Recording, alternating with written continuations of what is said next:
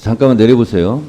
의사진행 발언을 한꺼번에 여러분이 손들면 누구를 시켜야 될지 그것이 그러니까 먼저 든 의원님 먼저 드리도록 하겠습니다. 송석준 의원님 의사진행 발언하세요. 예. 의사진행 발언은 아는데 제가 또 지난번에도 많이 제지를 받고 그래서 제가 가급적 좀 발언을 자제하겠습니다. 예.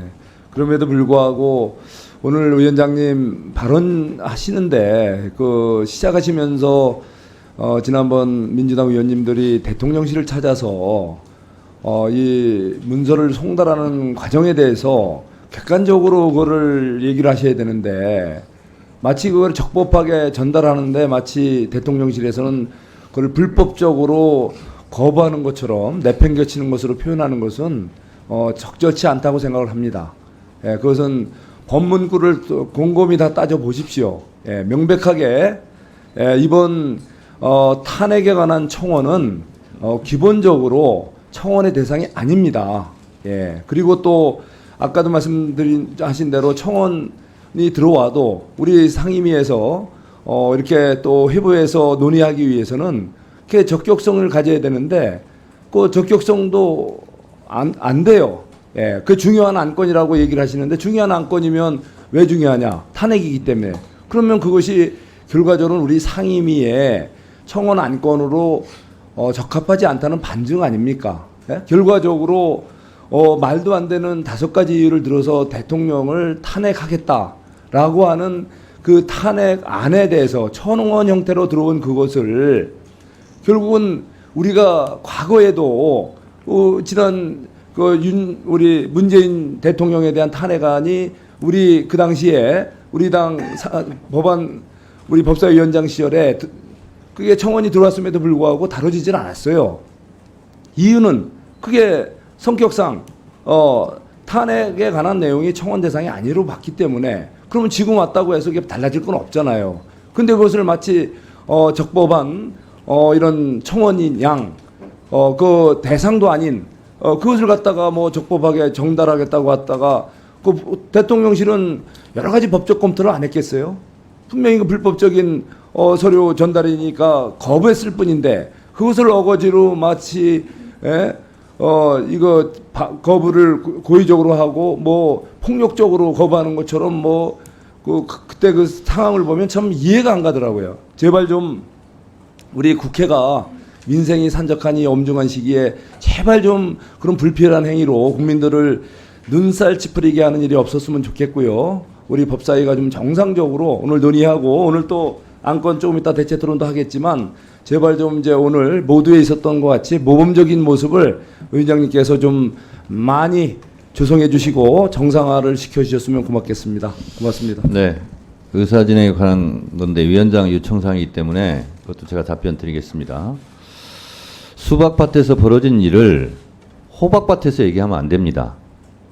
무슨 얘기냐? 문 대통령 탄핵에 대한 거는요, 국회 청원이 아닙니다. 청와대 게시판 청원이었어요. 그래서 당시 청와대에서도 20만 명 이상이 청원을 하면 답변하게 돼 있습니다. 그래서 이거는 청와대 소관이 아니라 국회 소관이다. 그래서 답변하기 어렵다. 이렇게 얘기한 겁니다. 문재인 대통령 탄핵 청원을 국회에 했습니까? 국민의힘 의원님들은 146만 계속 얘기하니까 제가 말씀드리는 겁니다. 그건 국회 청원이 아니라 청와대 청원이었다는 말씀을 드리고 국회에도 만약에 왔다면 저거 확인을 못했습니다. 왔다면 청원을 안 한 그분들의 책임이죠. 직무유기입니다. 국회법에 자 지금 송석준 의원님과 제가 일문일답하는 게 아닙니다. 답변 드리는 겁니다. 지금 의사진행 발언에. 그래서 국회법 125조 5항에 보면 청원이 들어오면 90일 이내에 심사 보고해서 의장에게 보고해야 한다. 의무사항입니다. 그리고요. 계속 이거는 청원의 대상이 아니라고 그러는데 청원의 대상이 돼서 이미 접수가 됐어요. 다시 한번 말씀드립니다. 재판에 간섭하는 내용, 국가 기밀, 국가 모독 이 세 건은 청원이 성립 안 합니다.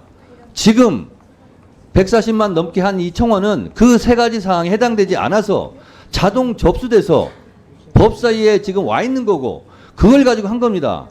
정청래 법사위원장이 그 청원을 국회 법사위에 접수하지 않았어요. 자동 접수가 된 겁니다. 자동 접수된 기계를 탓하세요.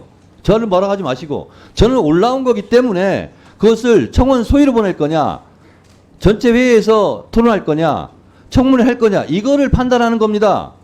몇 번을 말씀드려요. 자동으로 접수됐다고. 그래서 그 부분 가지고 그 계속 소용없는 그 토론은 의사진행 발언은 좀 자제해 주시기 바랍니다. 저기 상습적으로 끼어들게 하는 송석준 의원님 다시 말씀드립니다. 양쪽 다 똑같습니다. 우리 다음번에 제가 의결 한번 제안합니다. 서로 끼어들지 않기로 우리 한번 합의합시다. 그거는 서로를 위해서 좋은 것 같아요. 박균택 의원님의 의사진행 발언에 대해서 제가 말씀드리겠습니다. 방금 전에 제가 말씀드렸죠. 국회에 청원 문재인 대통령 탄핵 청원이 들어왔는가? 들어왔답니다. 제가 확인했습니다. 10만 명이 들어왔답니다. 그런데 그때는 탄핵 청원 소위를 안 열었던 것 같습니다. 그러면 그 당시에 법사위원장이 누구냐? 국민의힘 측의 여상규 위원장입니다. 제 개인적인 생각으로는 왜 이것을 그러면 청원은 심사를 하지 않았을까? 이건 125조 청원이 자동적으로 회부되면 90일 이내에 심사 결과를 의장에게 보고해야 한다 하는 의무조항을 위반한 것이 아닌가 그런 생각이 들어서 국민의힘 의원님 여러분들께서는 자꾸 말씀하시기 전에 21대 국회 여상규 법사위원장을 탓하시기 바랍니다. 왜 저한테 그 얘기를 계속합니까?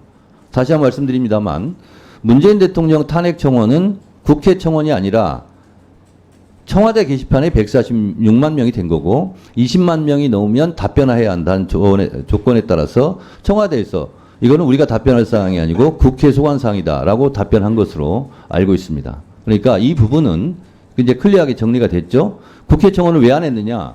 귀당의 법사위원장께서 직무를 유기한 셈이다. 그러니까 그거는 저한테 따질 일이 아니다라는 말씀을 드리고 자 박균택 의원님의 의사진행 발언처럼 이것이 청원의 조건은 됩니다. 아까 말씀드린 대로 재판에 간섭하거나 국가의 기밀을 노출하거나 국가를 모독하는 내용이 아니기 때문에 자동 회부됐습니다. 그러면 심사를 하는 과정에서 민주당 측에서는 이거는 충분하게 대통령 탄핵 사유가 된다.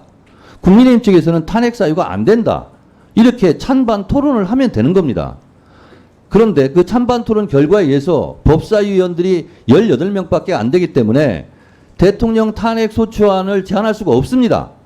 그냥 법사위에서는 찬반 토론을 하고 그 찬반 토론의 결과를 객관적으로 국회의장에게 보고하면 우리의 임무가 끝나는 겁니다. 여기서 탄핵 소추를 제안할 권한이 없어요. 그 대통령 탄핵은 본회의장에서 150명 이상으로 발의되고 3분의 2 찬성으로 가결되는 거예요. 그걸 우리는 하자는 게 아니에요. 여기서는. 청원 심사를 하는데 하필이면 대통령 탄핵에 대한 내용이다. 그러니 얼마나 중요한 안건이냐. 그래서 국회법 65조 1항에 의해서 청문회를 열고자 하는 겁니다. 그러니까 더 이상 이 부분에 대해서 이미 진행된 거 가지고 왜 이것이 진행됐냐라고 따져봤자 버스 지난 다음에 손드는 일이다. 라는 점을 말씀드리고 이 부분은 찬성 토론, 반대 토론을 하시기 바랍니다.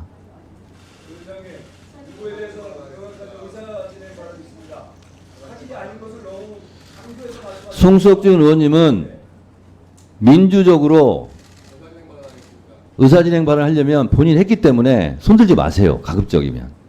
박은정 의원님 해주시기 바랍니다. 조국혁신당